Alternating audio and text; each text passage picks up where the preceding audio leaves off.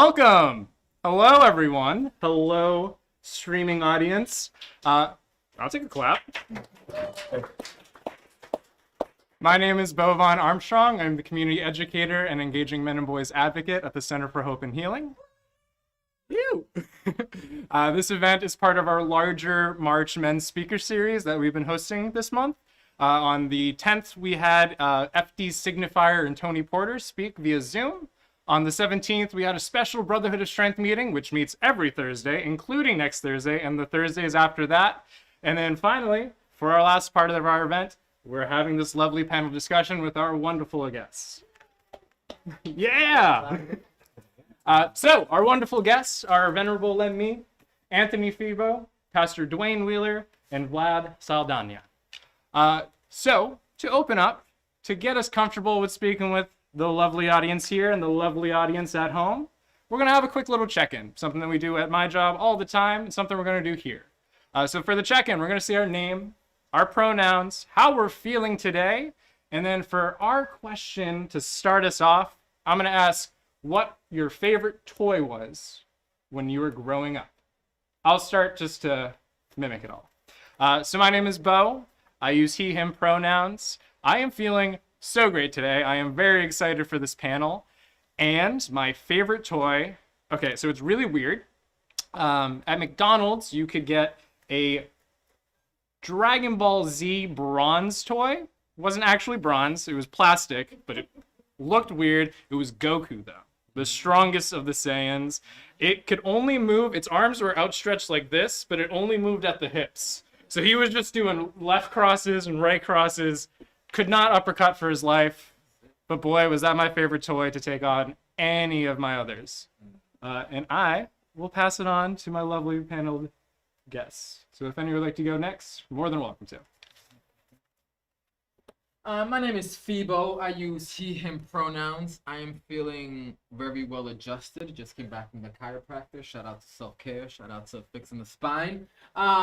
In terms of toys, I was a martial artist when I was younger and really loved Ninja Turtles, all things Ninja Turtles, specifically Donatello.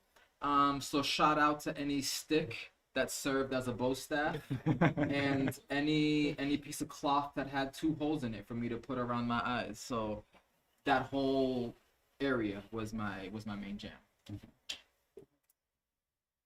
Hi, my name is Pastor Dwayne Wheeler, and I'm he, him, and today is just a wonderful day. Any day that you're above ground and you can look into the obituary and you don't see your name, that's a good day. My favorite toy, I'm a little older than the rest of the panel here. My favorite toy growing up was a blow-up Boza. And I'm going to tell you why. I was the only child. I could play with that by myself. I did not need to have any friends over to play or mess with my toys. So blow-up Bozo was my favorite toy growing up. That was my nickname in middle school, too.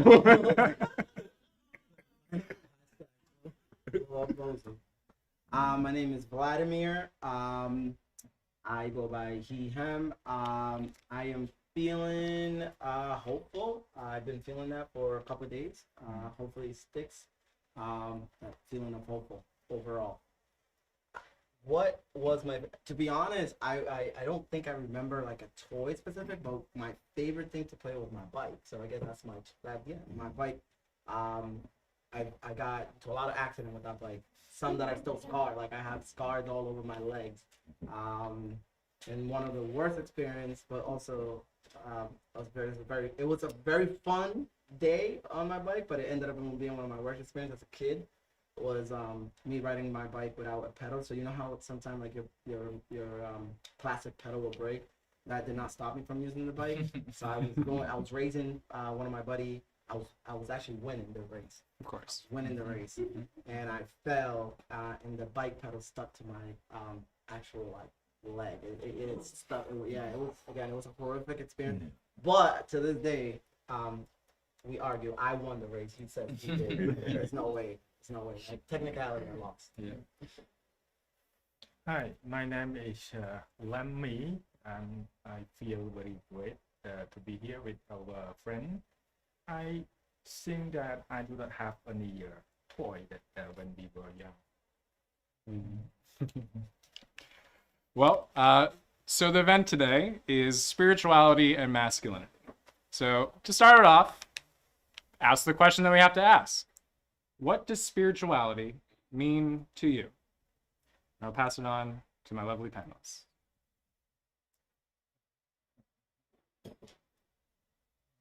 Well, might as well jump right on in. What does spirituality mean to me? First, we need to deal with what the definition of spirituality is. And with dealing with the definition of spirituality, we need to go to the root. I'm not that smart. I've been to education. I've been to English class a few times. And I learned that you need to go to the root of the word to get the true meaning. So when you look at the root word spirit, next question would come to mind is what is contained in a man's spirit? And when you ask that question, what is contained in a man's spirit, I come up with three things.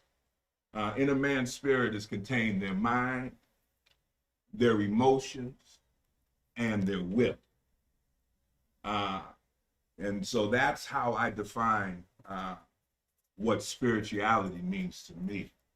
My mind, what I think about, my emotions, how I feel about things, and my will, the intestinal fortitude to do what we are called to do. Thank you. Yeah.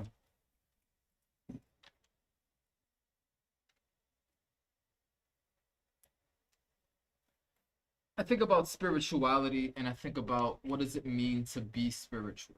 And I think a lot about the interconnectedness between not just myself and my other human beings, but also myself into just like everything else that's around, and allowing there to be a connection, even if what is in front of me is manufactured and it's man-made. Someone needed to make that. And so with that creation in mind, for me, spirituality is the honoring of the connection that exists between myself and everything else that's around me.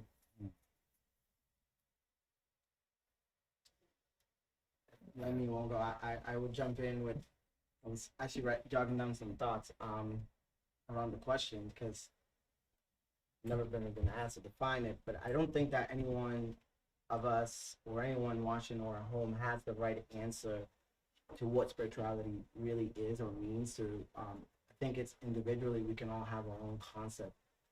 But for me, so the question is basically what it means to me, and I think it's something along the line with accepting the things that you cannot change, understanding that there is that the world's bigger than your needs or even your worries. And I know sometimes it may seem like when we have a problem that it's all about us. And I think that once you step out of that self-centeredness, I think you find that something what Febo said, which I agree. It's like we're all interconnected, and that spirituality, I think it's being mindful that it's a bigger world. So I think it's part of how I define it and how I live my spiritual life. That's it. For me, spirituality means turn what we have into enough. Very simple, like the Buddha, the Lord Buddha, he lived in the luxury home, but he did not satisfy, and then he left that home to live in jungle. You see the Jesus spent, you see in the Matthew 4:1-4, he spent 40 days and 40 nights in the desert. He was hungry. The tempters said to him that if you are the son of the God, this stone become the loaf of the bread. Jesus replied, man shall not live with the bread only, but by every word that come out from the mouth of God. You see, if we are spiritually the holy man, a monk, we should not live by the food, the physical food only, but spiritual, but the food from the mind. You see, the body for the food we have today, after 3 hours, we feel more. But for the mental food, the spiritual food for the mind, the food from the purified, purely from the mouth of the God, from the Jesus, the teaching, that is the magic, that is the blessing, that is the powerful. You see, it's very, very nice. Thank you. Thank you. Thank you, gentlemen. Really appreciate that. I appreciate your true and your honest answers. We got a lot of different answers. We heard things about your mind, emotion, and will being aspects of your spirituality. You know, we hear about things of how to live your life and the life of others who are spiritual. We also talked earlier about our favorite toys as a child. I want to know how you got here today. How I got into contact with you. You're sitting at this desk. You're talking with these lovely people here and at our stream. What was your journey here? What was your journey from you playing with that toy or no toy to getting to here today? What was your spiritual journey? I'd love to know. Right. I'll start. Give everybody else a little time to think about that. My spiritual journey started at home. My spiritual journey started as a child. My spiritual journey was guided by my father and my mother. Let me just take a personal moment here, and can I say hello to my wife? I don't want to get in trouble. I have to go home. Hello, sweetheart, Stacy Vaughn Wheeler. We love you so much. All right, now I'm sorry that I had to digress for a moment. Now let's get back to the business at hand. It started out at home with my mother and my father. My father was a pastor, and he was also a police officer. My mother was a minister and a probation officer. And then they had me. And I tried to go the other way, but the Bible tells us that we should train up our children in the way that they should go, and that when they get old, they won't depart from it. I thank God that did I follow all of the lessons and the strong moral compass that they had? No, I did not follow it all the time. But one day I had to come to myself. And when I came to myself, those lessons that I learned as a child brought me back to the center of where I needed to be. So I'm here today because I had a praying mother, and I had a praying father, and I had hands-on individuals in my life. It took a village to get me where I'm. I think I want to jump in because you touched on, like, you know, the importance of spiritual journey being guided by folks, whether parents, loved ones, family, and friends. I think to answer your question, I was reflecting on that boy in Dominican Republic at 7 years old when this incident happened, and how I ended up today sitting on a table with this lovely panel and these lovely people here. Yeah, there is a journey, right, that intersects in so many different ways, from immigration to just societal problems. But the spiritual piece, I've never actually thought about it, and the connectedness, which is what we were saying earlier. I think it's very real. But to like reflect on what has that mean to me, I think it continues to evolve, mainly through seeking knowledge, wisdom. I think learning from learning that my needs, again, it goes back to like what are my needs and then what is the best for overall humanity and society.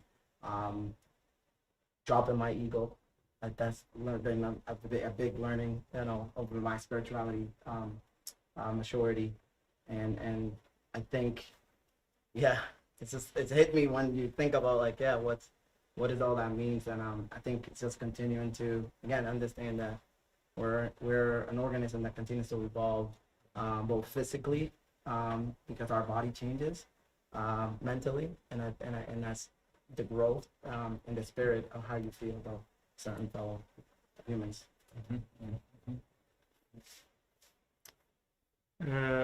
My spiritual journey in Cambodia is, you see, in the 1980s, sorry, you have a civil war. So my parents think that it is very dangerous for me.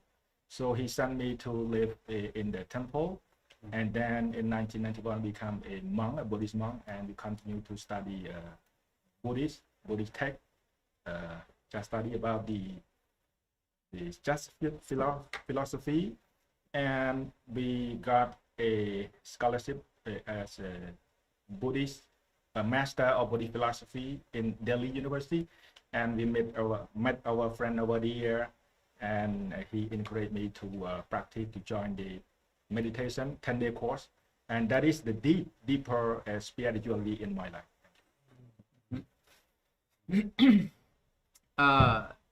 Shout out to seasons, to circles, to things ending and beginning and ending and beginning again, and recognizing that those ups and downs are part of the journey.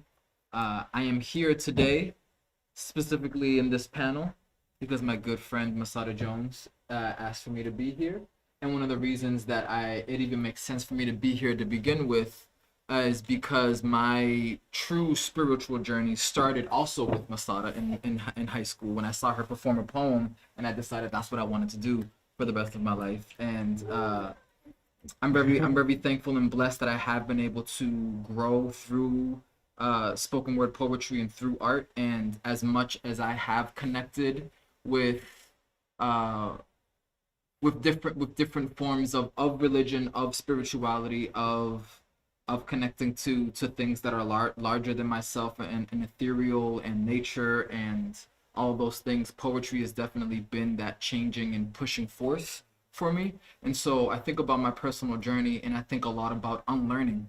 I think a lot of unlearning had to happen in my spiritual journey. I had to recognize that the things that I was taught weren't one, the only way that could be done, and two, doesn't mean that just because I was taught something doesn't mean it was right. And so I had to do a lot of unlearning of the things that were brought up to me, did a lot of questioning, did a lot of listening to other people, a lot of shutting up and listening to the people that I've hurt and believing them. And through that, I realized that the version of myself that existed, that caused that pain, is not a version of myself that I want to remain. So I had to do that moving. And so the more and more I listen and believe the people around me that I trust and care for, the more and more I find myself growing. Can I piggyback? Absolutely. I don't know if it's just one question, one answer. All right, we can keep on talking all we want. All right, no, because I actually think, again, that whole theory of deconstructing your own belief system and questioning, it's like what I was saying, it's what continues to evolve in my spirit journey, right? Like, that's constantly happening. So I just wanted to echo, because that's true. It's something very much heartfelt. Also felt the comment about Masada, because it's true. Good shout out for Masada. Yeah, no, I mean, I think I'm here for the same reason. Not that I got into poetry. I didn't follow path, but I remember. But my first time actually being moved by spoken word live, not through a TV lens, was because I've heard Masada. We invited her to. I don't know if she remembers this. It was a dinner we held to honor women on campus at UMass Lowell, and Masada did a poem that till this day, I think everyone that was in the room just felt it to in their soul. And think she might remember, but it was a moving, it was a very moving day for everyone in the audience. He touched on, my brother touched on something here when he was speaking, when he said that he had to learn some things and unlearn some things. And as you grow and as we all evolve, yes, there are some lessons that we have learned and some things that people have taught us along the way that weren't the best way. And when you know better, you do better. And so I'm thankful that he shared that. That yes, sometimes if we're on our spiritual journeys, there are some things that we have learned that people have taught us that were self-serving for themselves. And those things we have to unlearn, because the Bible tells us to study to show thyself approved, a workman that needeth not to be ashamed, rightly, that's the key word, rightly dividing the word of truth. Thank you. Thank you, gentlemen. We heard a lot. We heard a lot of lessons, the journey. We talked about going into spirituality for safety. We talked about family. We talked about friends, Masada, hello. We talked about learning and unlearning. A lot of different journeys, similar paths, different paths. We all got here today. So why did I bring you here? I brought you here today because one thing we all have in common, we're all men. We all walk through our journeys and through our paths as men. We get affected by the other people. We affect other people. We have a lovely woman, Masada, who brought many of you here today. I want to ask you, how does your masculinity, how does your manhood, how does being a man in our society affect your spirituality, affect that journey that you were on and are still on today? I'll pass that on to you. How does my masculinity affect my relationship with my spirituality? Is that where we're going? Yeah. Okay. Well, again, as I had forestated, it's all about the appetite and what people feed you. My parents fed me a spiritual walk, and my parents also fed me how to be a man. My father taught me how to be a man, and my mother taught me how to be a gentleman. I learned how to open up doors for young ladies at an early age. I learned by my father, by the age of 12 years old, I knew how to change a tire because he didn't want me to be on the side of the road with his wife and not be able to get her off the road. So all of this is tied in together. And I think that it is very important that in the home, because it should start in the home, that we teach our children, teach our children's children, teach your neighbor, teach a friend, share your experiences. And if you see somebody going the wrong way, just you can't tell people what to do, but you can just share your experiences. Don't do as I do, because we had a society like that. People tell, don't do as we don't do this, don't do that. My message is don't do as I did, because I did some things, but God was able to keep us, to bring us to this point, so that we can speak to this generation that has fallen away. Well, I won't say that they're falling away. Can I tell you the biggest spiritual group right now is the group of none. N-O-N-E. People that are going to nobody's church. People that aren't checking into their spiritual nature. That's the biggest spiritual group right now. And we that know better, we need to help our society to be better. Thank you.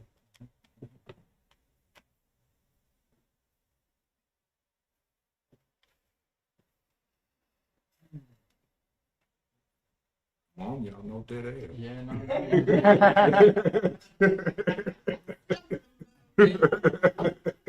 I think about my masculinity and the journey that and the way that it's influenced my spiritual journey, and I find myself thinking for the last couple of years I've had a practice of whenever I am walking somewhere and I know that it's a distance, whether it's to work or grocery store, it doesn't matter. If I'm walking somewhere, I'm gonna use that time of transition as a moment to check in with myself. And so I've been throwing on some headphones, pressing my voice recorder memo on, and just talking to myself. So shout out to talking to yourself, you know what I mean? Like, it's a beautiful thing. Also, when you're on the street and you have a headphone on, no one thinks you're talking to yourself. They just think you're talking to someone else, you know what I mean? So it doesn't really matter. Just Anyway. don't argue, brother. Just don't argue. Oh, I've walked up to a group of people waiting at a stoplight and be like, I know, I can't believe they did that, right? That's wild. And wait for them to leave and continue to talk. Anyways, every once in a while I go back and listen to them, because it's one thing to record it, it's another thing to then use it as a moment of documentation to then reflect on at a later point. And one of these days I was talking about power. And what does it mean to be powerful? What is the power that I have? What are the superpowers that I have? And I realized that just being born a man gave me a lot of power. Being born a man, being born the oldest male in a Latino household gave me a lot of power. My grandmother treats me differently than she treats my three older my three other female cousins. And I don't think I ever had to recognize that or deal with that, because it was a privilege that I had. I didn't have to think about it. That's what privilege is. You don't have to think about it. It just happens. And it wasn't until I started to think about that and question that and take a look at the way that my masculinity had affected the people that I cared about in my life, or at least the way that I was conducting myself as a man, caused pain or caused a lot of... I used to ask this question to my friends. I'm like, would you date yourself if you could? And my answer to myself was always no. I wouldn't date myself.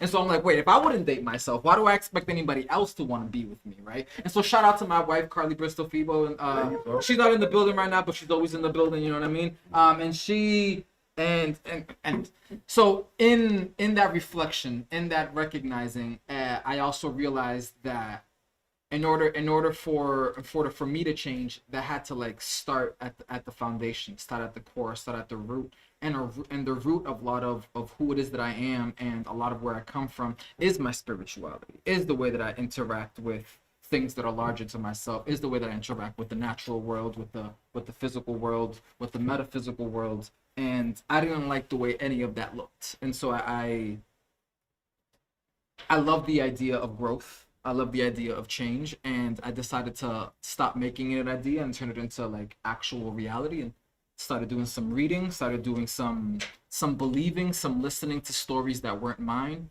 intentionally surrounding myself with the history and the stories of others. And through that, my own spirituality grew. Even though I was just listening to other people talk, the way that I viewed the world changed drastically. My relationship, not just with myself, but with those around me, also changed, because I realized that I wanted there to be...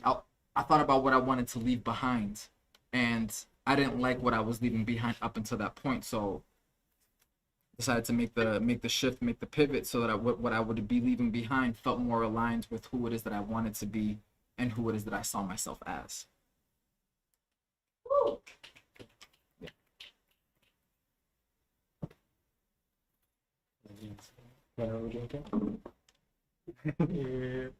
My relationship with the spirituality that related with the masculinity is we learn as a man, we learn to from the Buddhism, we learn to accept the things as they really are. Not pushing, but learn to accept it as they really are. We are okay with bodies. For example, if we feel desire or want something or desire to do something, we have to accept it. We learn to accept it. We smile with that, enjoy with that. We cannot, you see, whatever we receive with that, it will persist. It is fighting back. So as spirituality, we learn to control by desire by learning accept it as they are really are.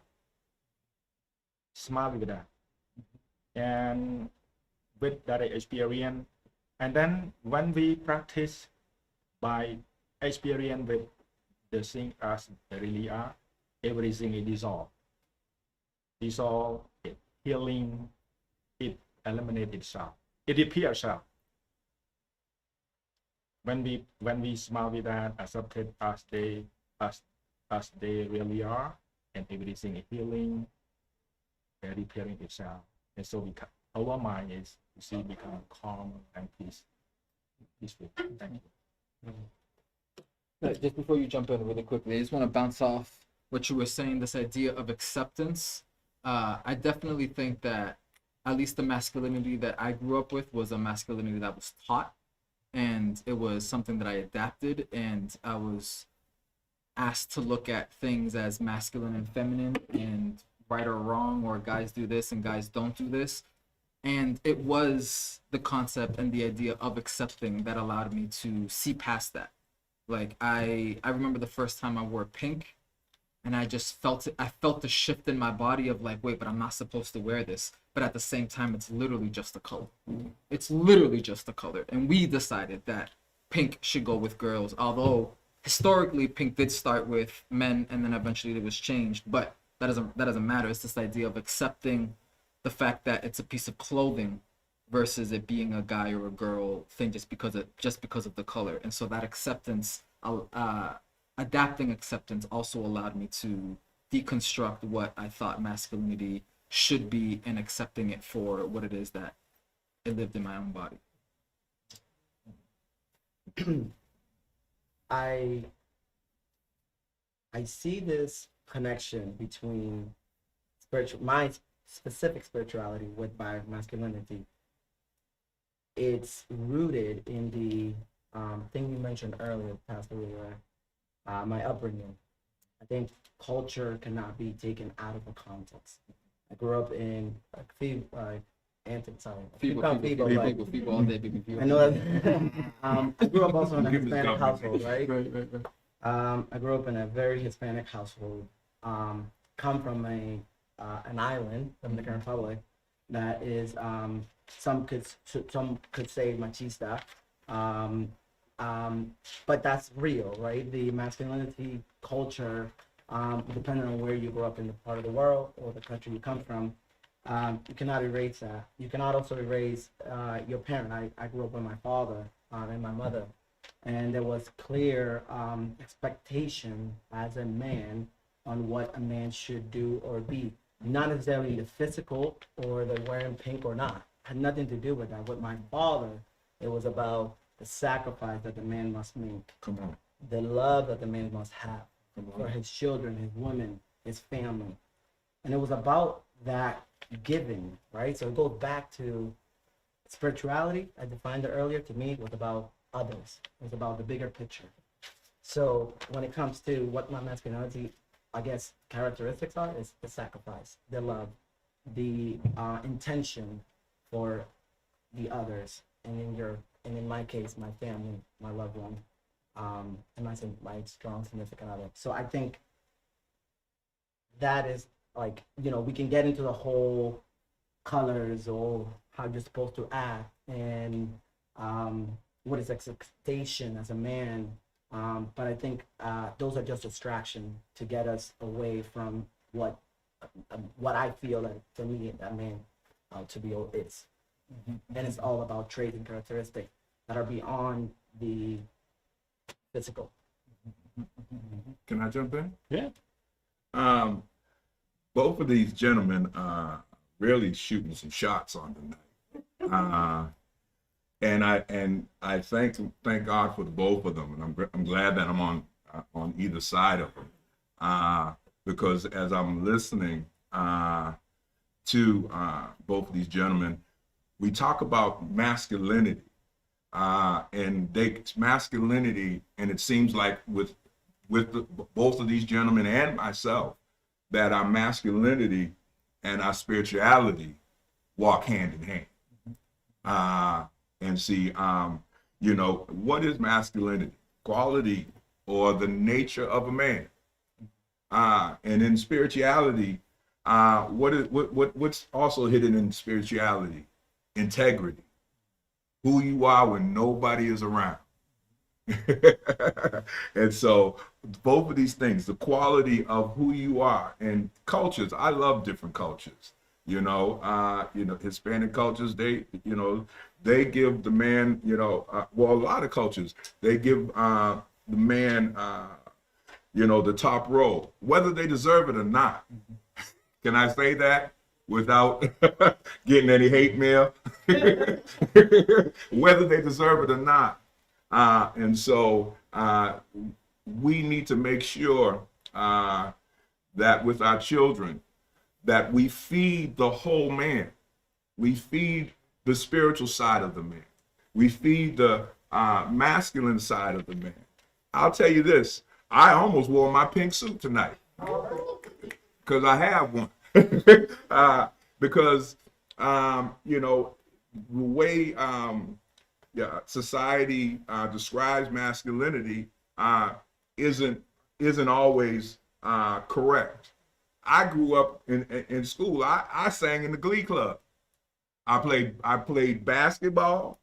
I played football, and I sang in the Glee Club. You know why I sang in the Glee Club? There's a lot of girls in the Glee Club. Hello? There was a method to my madness.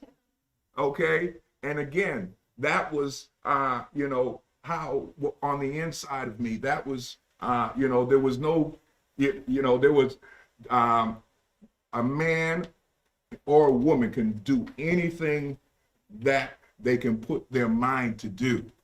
You understand? Look at where we are now. We have our first woman vice president. We had our first black president, which they thought was never going to happen. So we need to be able to put in our young people and let them know that they should have qualities that define who they are. And can I tell you, spirit's very important. If you ever go to the liquor store, it says it right on the sign. Wine and spirits. Y'all, I come from a talk back church, so y'all can talk back. Okay? And oftentimes some of the most terrible situations that have occurred in our lives was because of the excess of alcohol, and they got a hold of the wrong spirit. And I'm gonna leave that alone. I guess I just want to again piggyback on something you said, Pastor Wheeler, in terms of giving the role in the Hispanic household.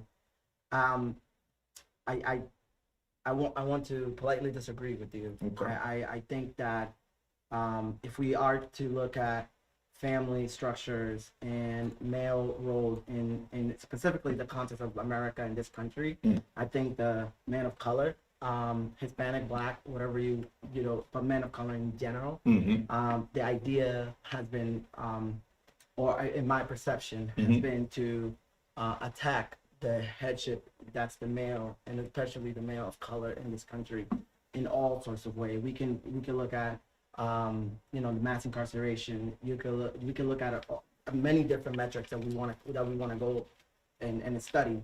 But the reason why I disagree, I think, is culturally the reason why male in a Hispanic household assume that role is because the families in general have been attacked as well. Oh, absolutely. And again, back to about what I was taught, it's the protection, the giving of self for the better of that. And if you start to notice these things and see these things, then you would want to fight them.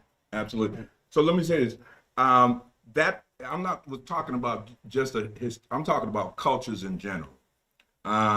Historically, we go back to slavery, where they emasculated the black man for over 300 years. And so, again, it is very important as a man and as a masculine figure to be a protector and to be a provider and to take care of the family. Take care of the family. You understand? And reason why I said sometimes it has been given to men that deserved it or not. Because if we tell the truth, there have been men that have been placed in positions of influence and authority and have abused their power. Okay, so that's why I was speaking to that note, not to take anything away from men or male figures, but I wanted to say that sometimes, you know, that we need to let the cat out the bag, and sometimes we need to go chase some things. But then it goes back to the teachings, right? Absolutely. The characteristic that Come you're on. teaching in masculinity, not the abusive part. I mean, I'm not going to say it doesn't get exploited. It Yeah, does. I mean, absolutely. you cannot be naive and say it doesn't. But I think the question was about me, or Oh, and how sure. I was taught. But I think we out to do better, right? And I'm not going to disagree with you on that. I think it can definitely be exploited. Absolutely. You know, we need to be examples. You know, we need to be the light. I'm sorry. It's not Sunday. I apologize. Sorry, I think both of you. I think he has another question. I apologize. sorry. You got to wait Feel up. it, when you feel it, you feel it. I understand. I love the conversation we're having. I'm loving that it's not exactly an agreement all the time. These conversations that we're having right now reminds me a lot of the conversations we have at Brotherhood of Strength. It's the meeting, the group that I run every third Thursday of the month. We have these conversations. We talk about spirituality. We talk about masculinity. We talk about race. That was brought up a lot. We talk about family. We talk about our roles in society. I welcome you guys to come. I would love to have you there more. We are unfortunately going to have to take a short intermission in a couple minutes. Before we do that, I do want to have our audience know that if they would like to, they have a piece of paper with a pen on their table that they can write down a short little question on. After we get back from the intermission, we're going to have a little Q&A, and I do have one more topic that I do want to jump on before we close out this evening. So again, I thank you. Febo or Venerable Lem Mee, if you have a final piece that you want to do before we go into intermission, you're more than welcome to. Okay. No. And with that, we're going to go to intermission. So thank you. 5 minutes.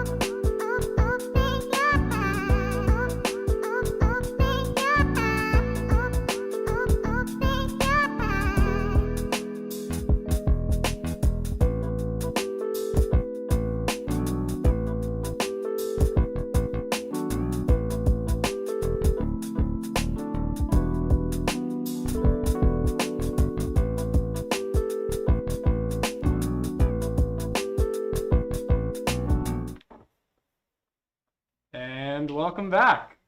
Welcome back.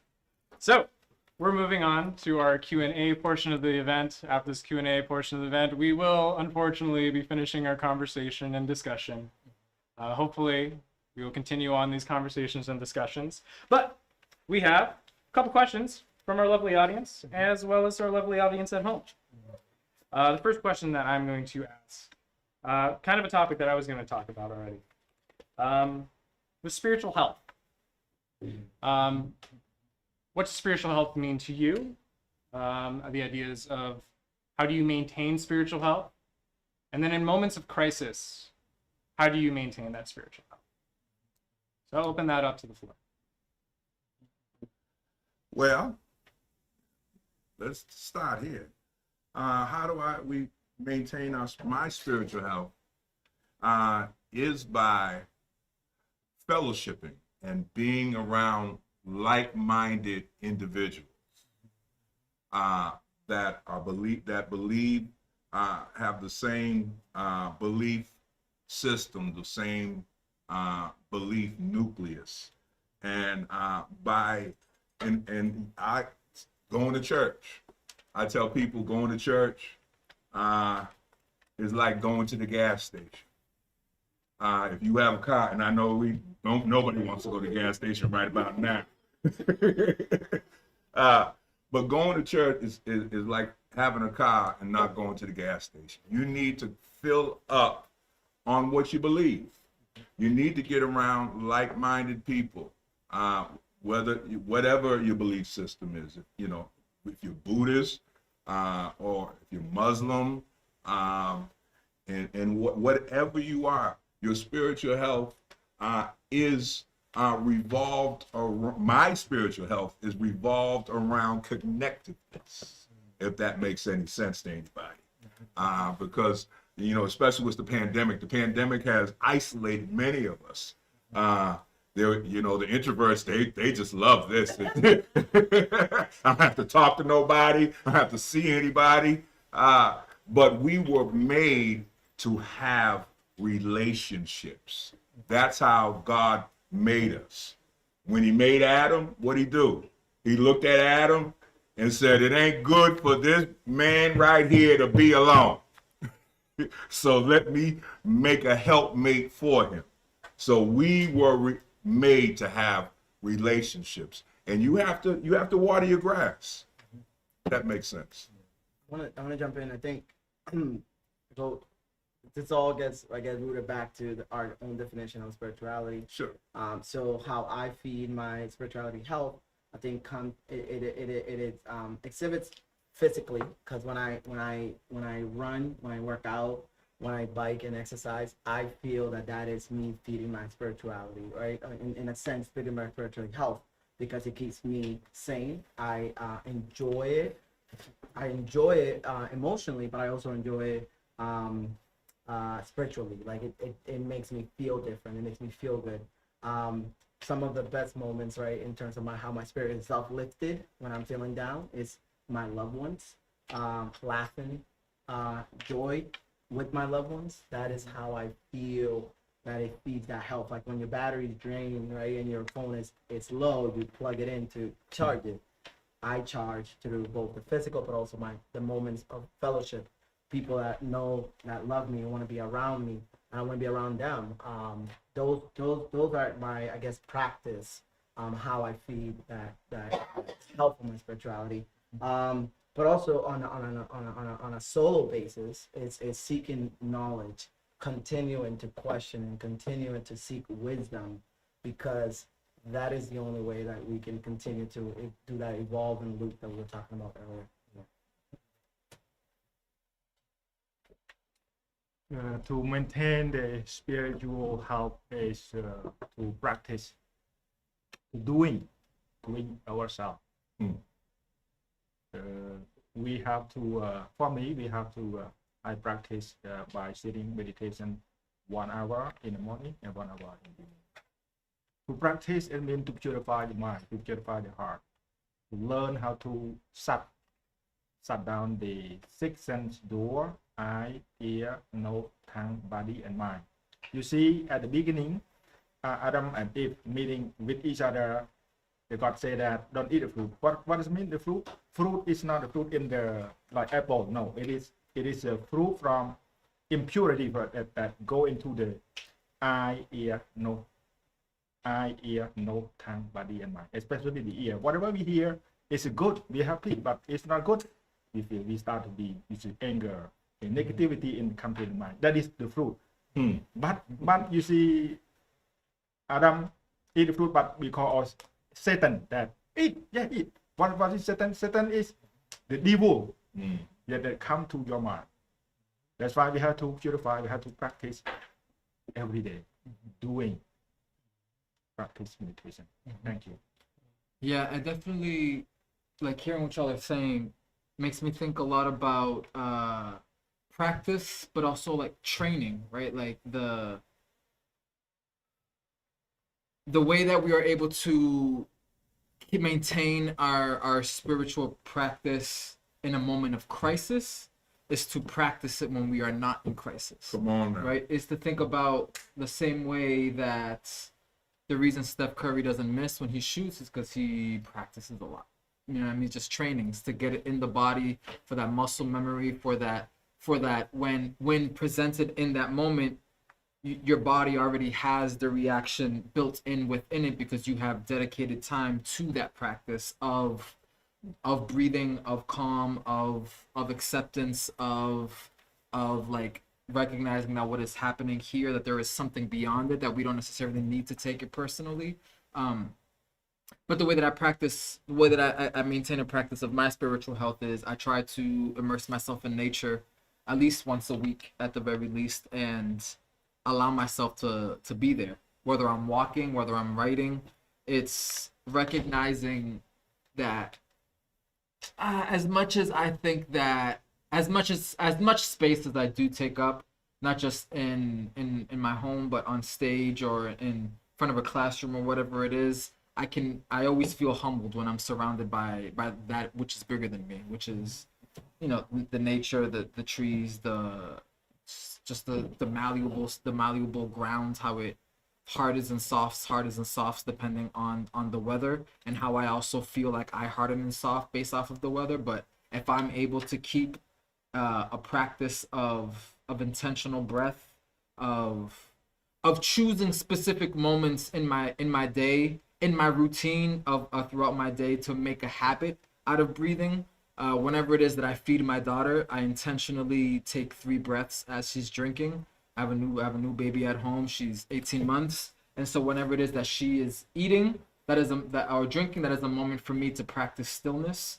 Whenever I'm changing her and she's crying, instead of saying anything, I just intentionally, audibly, out loud start breathing so that she can hear that there is another option to the way that she's interacting with herself, or the way that she's dealing with whatever it is that she's dealing. Yes, you can scream and you can yell and you can move, but you can also breathe, and that is available to us. And the more that we can tap into that and make an intentional practice out of it, the more I know that I'm able to maintain that strength in that moment of crisis. People's gonna make my Sunday message, y'all, because he said something that was very, very important and imperative if we're gonna have a successful life. He said that you practice when you're not going through a storm. So when you're going through a storm, You know what to do. you know how to handle yourself. Yeah.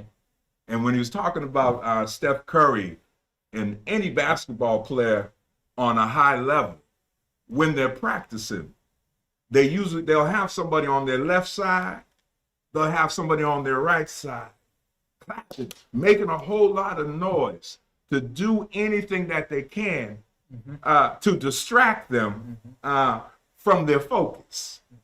So those people that live on a high level, you're going to go through some storms, because the Bible says man born of a woman has but a few days, and those days are full of trouble. All right? So that lets us know that in our life, we're going to have some trouble.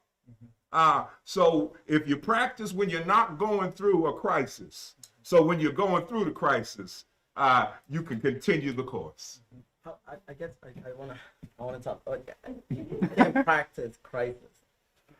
You can't practice No, crisis, but what you you can practice principle. is Thank you. You practice principle. That was gonna be my next. But go ahead. whenever it is that I'm working, I do a lot of coaching, a lot of poetry coaching. So there's a lot of performance, a lot of specifically with young folks, and some of them maybe don't have any type of experience of performing. Never mind performing work that they created about their own personal lives. And before I ever set them on stage, I let them know I cannot mimic nerves, but I can mimic distraction. So you're gonna perform, and everyone is gonna be yelling in front of you. And if you can stay focused in that moment and stay connected to the breath, stay connected to the word in the moment of performance, which we are going to also put in parentheses crisis, right? In the moment that you need to show up, you at least have in your body that practiced feeling of distraction or storm or something going on, and being able to breathe and move through that. You know what I mean? It's like, yeah, because you're not gonna put yourself in a situation of being like, all right, cool, you know, I did 2 classes of martial arts, and so now like go let attack me. You know what I mean? Like, I guess what I wanted to touch upon. Yeah. I think when you guys were talking, it's I learned this concept recently through, again, reading, seeking knowledge, and wisdom. It's the practice of mental immunity. It's a concept. It's real. It's real. It's something that is being taught by religious leaders. I think when we think of that, you take vitamin C, all type of vitamins, to protect or build an immunity in your body for sickness. The same thing with what you were talking earlier about how do you practice mindfulness, how do you practice or how do you feed certain principles so your mental immunity can build up for those moments of crisis or trial and tribulation in your life, which are gonna come, which are going. We get tested every day. So I think that's how I want to sum it up. But it was just a comment earlier I wanted to make about like you can't practice, like you don't want to put yourself in but the thing is, right, is that like crisis can mean so many different things for so many different people. You know, depending on the person's level of anxiety, literally calling to make a doctor's appointment could be a moment of crisis. You know what I mean? And so like it really is taking that moment to check in, identify within yourself what your own level of comfort is, understanding what that circle of comfort is, and what does it look like for you to step just one step outside of it. We're not asking you to create a whole new circle, but just like what is that moment of stepping out of that comfort, or practicing to be able to do the thing that might feel anxiety provoking or might be representative of that crisis. How can you prepare ahead of time? Venerable. Preemptive, you know. Would you have more to say about crisis? Yeah. I love the Jesus say in Luke. Come on, talk about Luke now. Yeah. Come on. Yeah. 23, as I said before. Yeah. Jesus said that when a group of men that torture him, crucify him. Yeah. And Jesus said, the Father forgive them for they know not what they do. It means that the group of men that torture him is acting blindly. Yeah, blindly. That's why we have talking about crisis. The crisis is not our crisis because of the economic or political. It is a consciousness. The mind. If you practice purer and purer, we have only love, universal love. It doesn't matter Christianity, Hinduism, Judaism, Hinduism, Buddhism. No. You are the you in the universe. If we purify our mind, we will see that everyone in the world is our brother and sister. Why we fighting? Because blind, it's just like labeling ourselves. It's just like put a curtain in front of our eye. That's why Jesus, you see, his heart is love and pure. Only love, only forgive. You see, because that group of men is acting blindly. They do not know what he's doing. Jesus knows. Only love. He saw a loving compassion to that man. That's why if everybody in our society come to church, come to Buddhism, Hinduism, whatever practice doing. If you believe in Buddhism, act like Buddha. If you believe in Christianity, act like Jesus Christ. Act like, doing like Jesus Christ. That is the point that we will going to end the crisis in the world. Thank you. Thank you. He said something, and he just touched a nerve. Oh, he said, act something, do something, and see. Let me just use this quick analogy. My car that I drive has a manual, okay? And if you get in a crisis and something is going on with your car, I know we live in a YouTube society. We think that we can learn how to do everything on YouTube. It's worked out so far. It works sometimes. I know, all right, but not all the time, all right? But if you get into a situation, if you're about to run out of gas, you can look at that manual, and that manual will tell you, even if you're sitting on E, you still got a few miles that you can go. But you're not going to know that unless you read the manual. Well, I got my manual. All right. So we talk about crises. We talk about unexpected storms or running on E, even though you got the meter there. We have a question from the audience about storms, maybe. About teenagers. How about we say that? I, being a former teenager with my mother here, and my father on the stream, hello dad, also a pastor, children, they can be a bit of a storm. We have a question from the audience, specifically from a 30-year-old black male, college student, who's engaged, is in the LGBT community, is a Buddhist, and has a newly adopted teenage nephew. They just want some advice. This is something new, something different for them. They're curious what your advice is in terms of spirituality now that they have this new child, and just in general. Well, one of the things that I walked away with in my years of youth work, of working with teenagers, is that teenagers know a lot more than we give them credit for. And that just posing the question, posing the topic and allowing them to speak first. Like, what do you have to say about this topic? When I say this, when I say spirituality, when I say this, what are some of the things that come to mind? And start with that.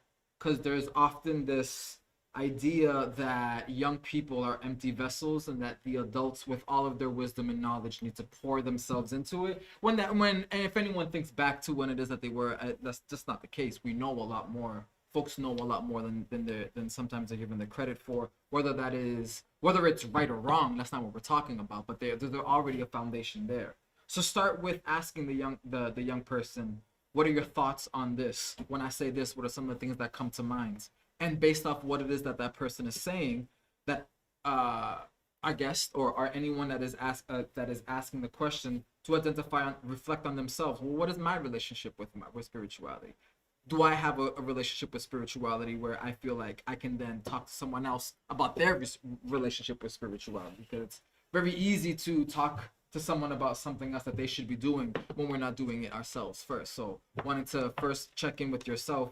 Where are you at? Where's your journey? Check in with the other person. Where are you at in your journey? And then now let's connect. Now let's take the things that you're thinking about and that you're talking about. This is another perspective. Let's take a look at both of our perspectives and how can it build based off of some of the values that we want to make sure that you walk away with, that we're trying to build. So I want to chime in because I think that there's a distinct difference, and I want to start actually with clearly defining that spirituality has nothing to do with your sexual orientation, and that's just my perspective. Mm-hmm. Some other people can disagree. So to this new father, it's also very different between I'm about to have my first junior coming up very soon, very soon, mm-hmm. and my spirituality, it's connected to my masculinity, of course, but again, what I'm going to the foundation I'm going to pour to that child it's going to come from what I was taught and what I've learned and what I continue to evolve. And then the characteristic that I was talking earlier is what has no sexual orientation.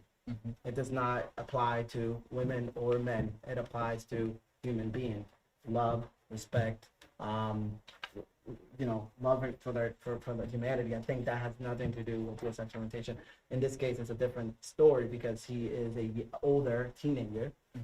So what Febo was saying earlier, they'll come with their own foundation, as opposed to, I do believe that when a child is born a blank. It's a blank. I think it's definitely a blank book. And the parents, the elders in that child's life will fill those primary years. I'm not saying that the rest of the book will be written, because they would start to choose and pull and from their own experiences. But I think the first few chapters of that child's life is book. So since he is adopting a 17-year-old, that's a whole different dynamic. And yeah, but he can pour from his experience or how he identifies to pour it into the cup that teenager already can. Thank you. Can Pastor I- Dwayne Wheeler, Yes, sir. you have, as you have told me, Uh-huh. 8 children. Absolutely. And so you want So I want from you, okay. specifically, as someone who has had 8 children, someone who's a pastor, as someone who has gone through having 8 kids, be grown now, Thank you, Jesus. what's one piece of advice you would say to a new father or to a new parent? To a new well, can we talk to the question to the gentleman and I'm gonna put it all together. We for the- do have 5 minutes left in the stream. Okay, all right. So I'll use 2 church minutes.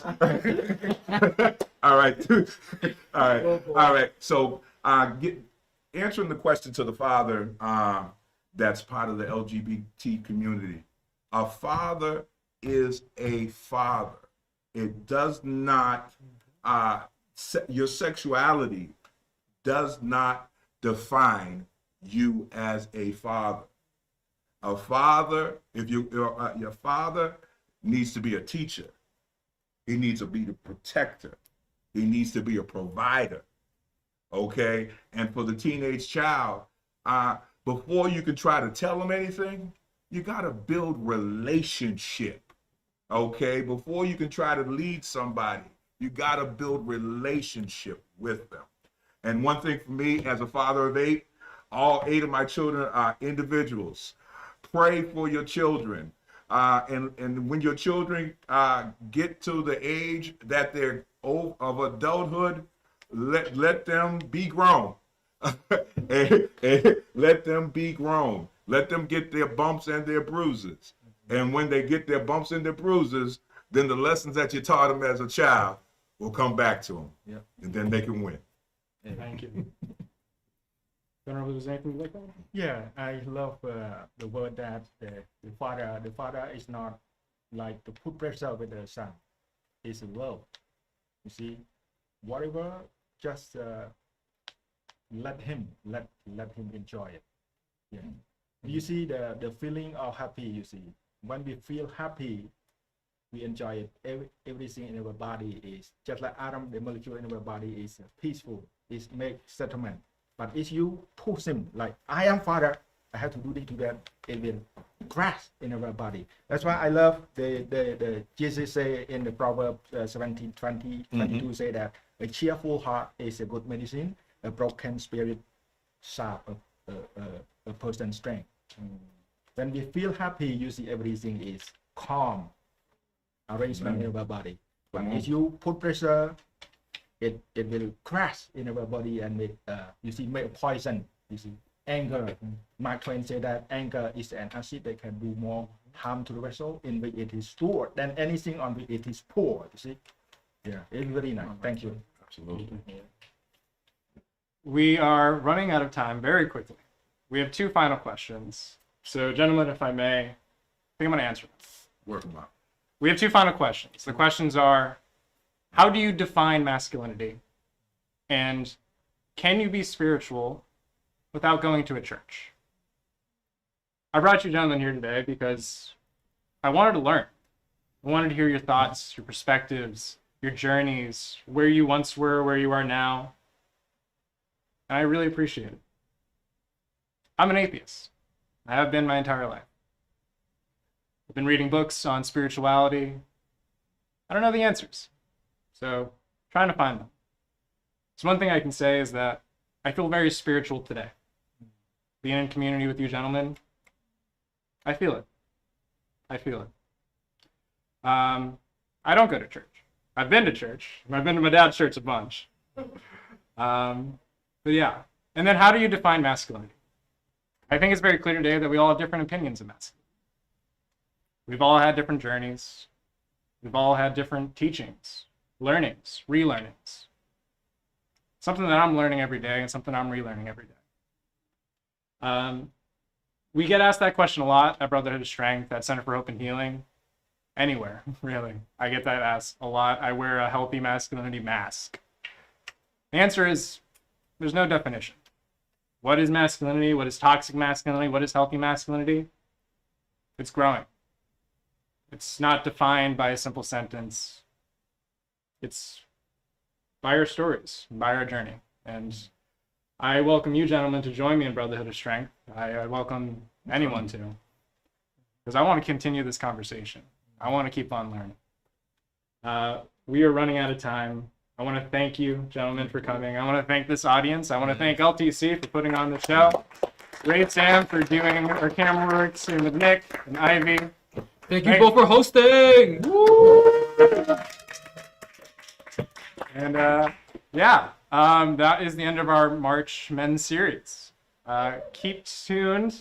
I have a special little drop next Thursday on our social media that I think will fit in with the themes that we've gone over so far. So let's give one final round of applause to our gentlemen here. Thank you so much for being here. And with that, I gotta run, so I'm gonna close the stream. Have a wonderful night.